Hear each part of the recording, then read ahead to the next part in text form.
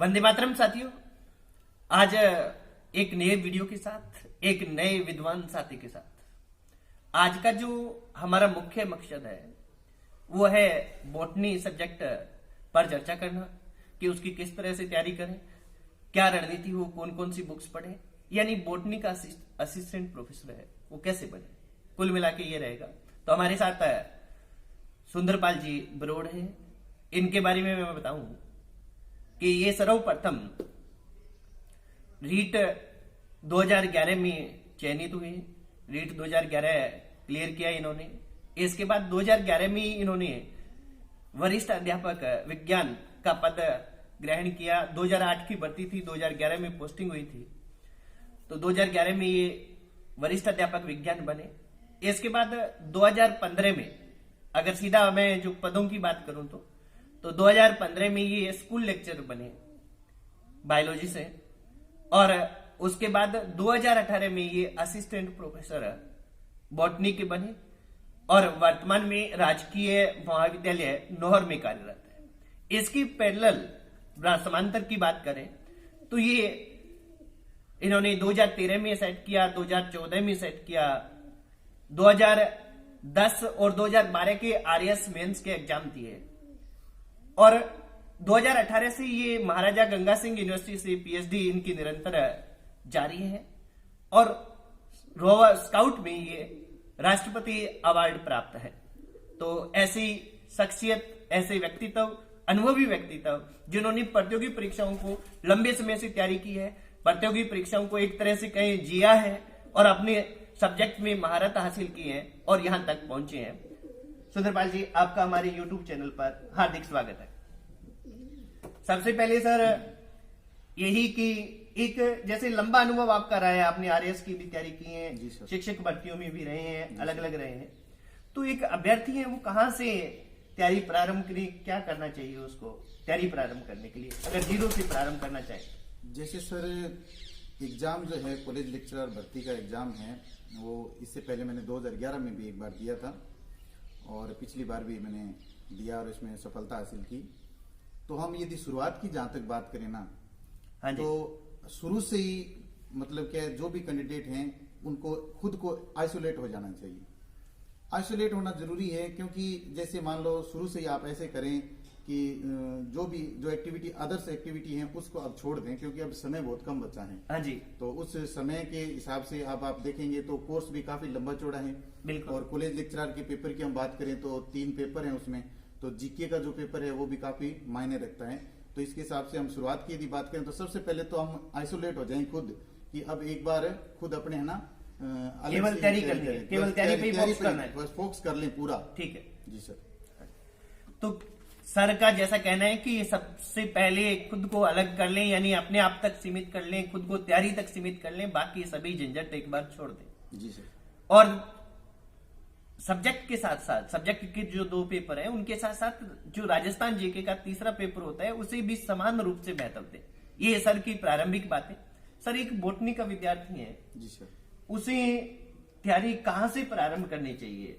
भी कौन सी बुक्स पढ़े स्टार्टिंग में, ऐसा कुछ है, या सिलेबस लेके पढ़ देना स्टार्ट कर देना चाहिए? इसके बारे में कुछ बताएं। ऐसे है सर कि सबसे पहले जो है ना आप सिलेबस निकालें। ठीक है सर। सिलेबस को अच्छी तरह से पढ़ें। सबसे पहले सिलेबस को समझना जरूरी है कि सिलेबस में कहाँ से क्या चीजें आ रही है, उसको आप सामने रख करके यदि देखेंगे तो सिलेबस में कहाँ तक क्या चीजें हैं, कौन से टॉपिक मतलब क्या है कि अपने को आसान लग रहे हैं, कौन से टॉपिक अपने को कठिन लग रहे हैं, आप उनको आप क्लासिफिकेशन कर लें अपने हिसाब से। फिर उसके हिसाब से आप देखें कि ऐसे न समझें कि कौन से टॉपिक जैसे इजी हैं उसको आप इजी ले लें, क्योंकि हर टॉपिक से क्वेश्चन आते हैं। तो सबसे पहला काम तो यही है स्टूडेंट्स का कि आप जो सिलेबस है उस सिलेबस को निकालें और निकाल करके उसको अच्छी तरह से देखें, गहनता से उस सिलेबस को देखना जरूरी है, सिलेबस को समझना जरूरी है सर। पहला कार्य वास्तव में प्रतियोगी परीक्षाओं का यही होता है कि जिस भी प्रतियोगी परीक्षा की हम तैयारी कर रहे हैं उसका सिलेबस निकालें और उसका गहन अध्ययन करें। एक एक पॉइंट आपको पता होना चाहिए। फिर सर ने जैसे हमें एक चीज बताई, अच्छी चीज, कि आप उसका डिवाइडेशन कर लें, बीजीबीए में कौन से हैं, टफ कौन से लगते हैं।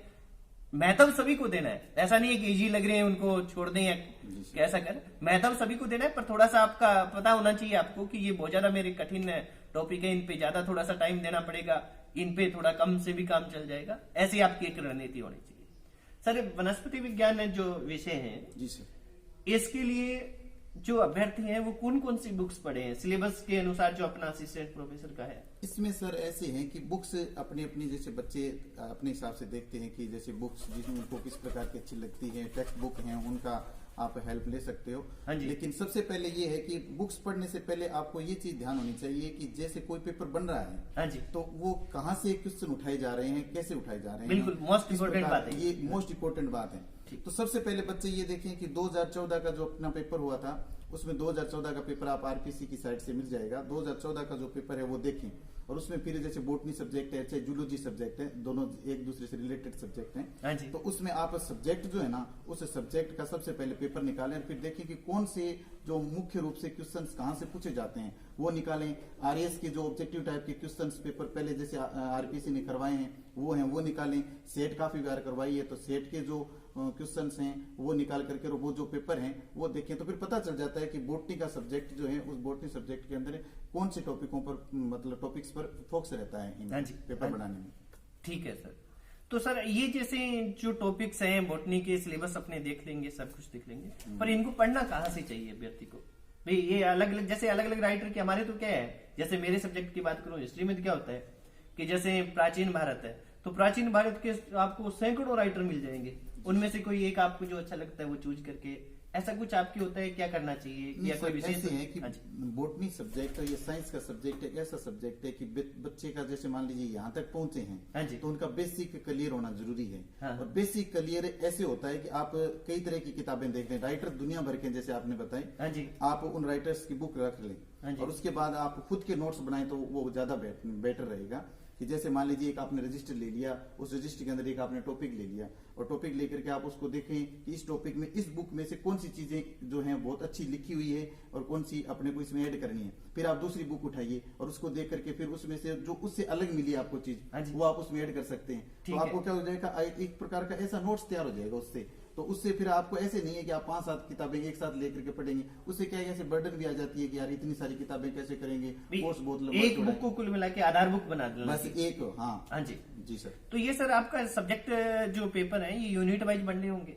यूनिट वाइज है, इसमें यूनिट तो पूरा मुझे ध्यान नहीं है कितनी यूनिट हाँ है। जी। और जैसे 75 के जैसे 2 हैं पेपर हैं, एक अपने जैसे जीके का पेपर है।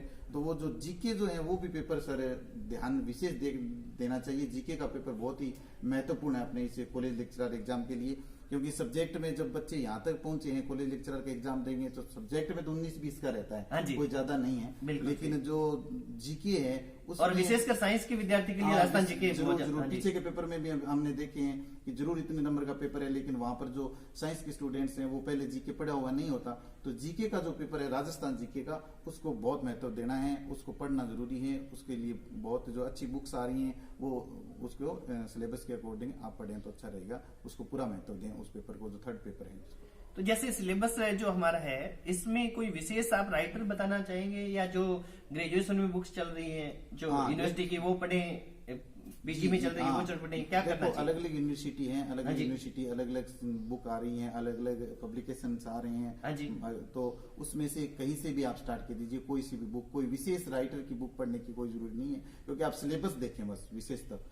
और एक और मैं बोटनी का मैं बताना चाहूंगा इसके अंदर कि बोटनी और जूलॉजी सब्जेक्ट है। बोटनी के अंदर जैसे कई हम पढ़ते हैं तो उसमें आंकड़े आते हैं, जो क्वेश्चन ऐसे आते हैं, तो आप जब पढ़ें उस टॉपिक को पढ़ें, उसको फिर नेट पे सर्च जरूर कर लें, क्योंकि कई बार बुक्स जो होती हैं वो 2 साल पहले हैं, 4 साल पहले एडिशन पुराना होता है, तो उसमें वो आंकड़े ऐसे 2-4 अपडेट नहीं होते। क्वेश्चन पिछली बार भी ऐसे हुआ थे कि 2-4 क्वेश्चन ऐसे थे तो बुक में उनके आंकड़े अलग थे और यहाँ पर जो नए आंकड़े जो थे वो आगे थे ऑनलाइन। जैसे मान लीजिए आप नेट पर, तो जो भी टॉपिक आप पढ़ें किसी भी बुक से पढ़ें, बुक से पढ़ने के बाद उस टॉपिक को आप नेट पे जरूर लगा लें ताकि आप अपडेट रहेंगे उसके हिसाब से। ठीक है सर का जैसा कुल मिला के बताना है कि बोटनी जो सब्जेक्ट है आप जो कि अलग अलग यूनिवर्सिटी से आपने ग्रेजुएशन किया है, पीजी की है, तो आपको सबसे पहले तो क्या है कि अपनी जो ग्रेजुएशन पढ़ी है और पीजी जहां से किया है वहां की जो आपकी बुक्स है उन्हीं को पढ़ना चाहिए। और साथ में अपडेट रहने के लिए इंटरनेट की आपको सहायता अवश्य लेनी चाहिए, जी सर।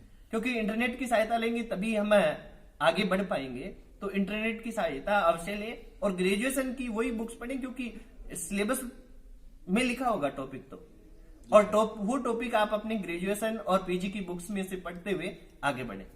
यही है सर। हाँ, क्योंकि जो सिलेबस हिसाब से आ रहा है, जैसे हाई लेवल का एग्जाम हाँ है जी। तो इसके हिसाब से जो हम ग्रेजुएशन लेवल की बुक पढ़ना शुरू कर देते हैं, ठीक है, लेकिन पीजी लेवल की बुक भी पढ़ना जरूरी है क्योंकि हाई लेवल का एग्जाम है। उसके हिसाब से आपकी तैयारी इस एग्जाम के लिए सर ऐसी होनी चाहिए कि जैसे सब्जेक्ट है, बॉटनी का सब्जेक्ट है या जीके का जैसे हम पढ़ रहे हैं, कोई भी टॉपिक, जैसे आप हिस्ट्री के हो तो आपको इस प्रकार का ध्यान भी है कि जो भी आप टॉपिक पढ़ रहे हो ना, हाँ जी। फिर आपकी इतना वो गहनता से डीपली स्टडी उसकी ऐसी हो जानी चाहिए कि आप खुद उसको आराम से पढ़ा सकें, तो सही फिर है। वो एकदम सही तरीके से तैयार हो जाएंगे। तो सर ने जो सार रूप में बताया, कुल मिला के सिलेबस निकालें, सार संक्षेप में बता देता हूं मैं कि सिलेबस निकालें, उसका अध्ययन करें अच्छी तरह से, और फिर आप बुक्स लेके अगर शॉर्ट नोट बनाएं तो बेस्ट रहेगा, बेहतर रहेगा।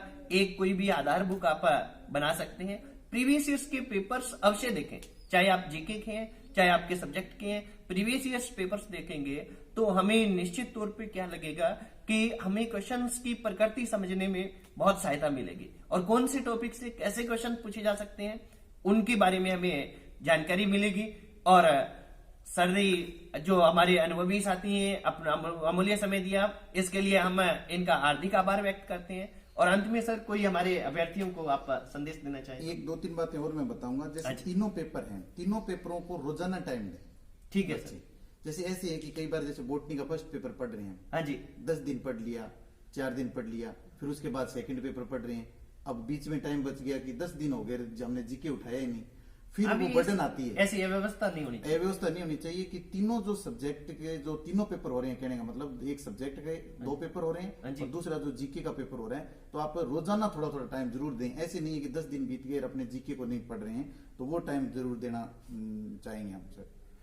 भी कुल मिला के आपका डिवाइडेशन ठीक इस तरह से हो कि ये आपका टाइम टेबल सेट हो जिसमें तीनों पेपर को पर्याप्त टाइम मिल पाए, जिससे व्यवस्थित तैयारी भी चलती रहे और आप पर किसी प्रकार का अनावश्यक तनाव भी न हावी हो। और सर कुछ? और एक जैसे इंटरव्यू है तो रिटर्न में ज्यादा से ज्यादा बच्चे मतलब मार्क्स लाने की कोशिश करें।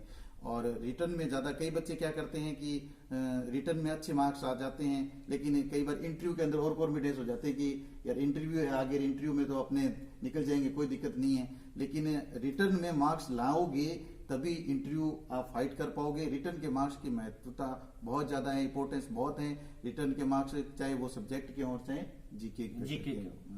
मतलब कुल मिला के ये है कि रिटर्न पे फोकस किया जाए, क्योंकि रिटर्न में कुछ एक हमारे साथी थे, मैं स्वयं था, कि हमारे खुद के रिटर्न में कट ऑफ से ऊपर नंबर थे, तो उस समय इंटरव्यू का मायना ही नहीं रखता।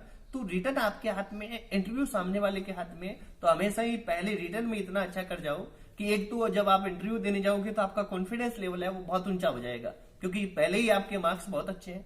और दूसरा क्या होगा कि अगर आपने रिटर्न में अच्छे मार्क्स लिए, अच्छी तरह से पढ़ा है, तो फिर इंटरव्यू देने में भी किसी प्रकार की कोई परेशानी नहीं होती। तो रिटर्न पे पूरी तरह से फोकस करें। दूसरी बात है कॉन्फिडेंस में रहें, ओवर कॉन्फिडेंस में नहीं, कॉन्फिडेंस में रहें। और जीके का पेपर है वो, जैसे कोई सी भी आपको एक बुक अच्छी लगे जो भी है उस किताबें पढ़ें। जीके की पढ़ने के लिए ऐसे जरूरी नहीं है कि आप 5-7 किताबें पढ़ें, उससे फिर माइंड डाइवर्ट हो जाता है। तो एक बुक्स जीके की कोई सी भी हो, आप जीके की बुक्स पढ़ें। और साथ में जो है जैसे करंट जीके आता है अपने, तो अपने पेपर में भी ऐसे था कि करंट जीके का पार्ट तो ऐसे था कि करंट जीके सिर्फ 10 ही क्वेश्चन आने थे। हाँ जी। लेकिन क्वेश्चन वहां से ज्यादा आगे, 10 से ज्यादा क्वेश्चन आ गए, 18 से 20 आए। 18 से 20 क्वेश्चन। तो कहने का मतलब ये है कि करंट जीके की जैसे 6 महीने पुरानी जो बुक्स हैं वो कोई सी भी आप पढ़ लें, तो करंट जीके पर भी विशेष ध्यान रखें। कई बार बच्चे ऐसे हो जाते हैं कि यार सिर्फ 10 ही क्वेश्चन आ रहे हैं करंट जीके के, लास्ट में पढ़ लेंगे या 1 महीने में पढ़ लेंगे, लास्ट में 10 दिन में पढ़ लेंगे, ऐसे नहीं है। तो सारी जो चीजें, सारे टॉपिकों को पढ़ें, गहनता से पढ़ें और कॉन्फिडेंस में रहें और कॉन्फिडेंस में नहीं रहें। सर ने बहुत ही अच्छी बातें हमको बताई, प्रतियोगी परीक्षाओं से संबंधित और विशेषकर वनस्पति विज्ञान के जो विद्यार्थी हैं उनसे संबंधित। तो सर का ने हमें अमूल्य समय दिया, इसके लिए हम हार्दिक आभार व्यक्त करते हैं। धन्यवाद सर।